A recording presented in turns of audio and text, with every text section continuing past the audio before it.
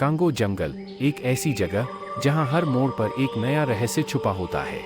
यह जंगल सिर्फ पेड़ पौधों और जानवरों का घर नहीं, बल्कि यह हर रंग, हर आवाज़ और हर चीज़ की कहानी सुनाता है। यहाँ की जिंदगी एक दूसरे से जूझकर आगे बढ़ती है। हर प्राणी का अपना एक अंदाज है। कांगो जंगल में हर पल एक नई रोशनी और नई मुस्कान होती है। यह जंगल हमारे लिए एक सीख है, एक ऐसे जीने का तरीका जहां हम सभी अपनी अपनी जगह पर खुश हैं। यह है कांगो जंगल, जहां की हर सुबह और हर शाम अपनी आप में एक कहानी बन जाती है।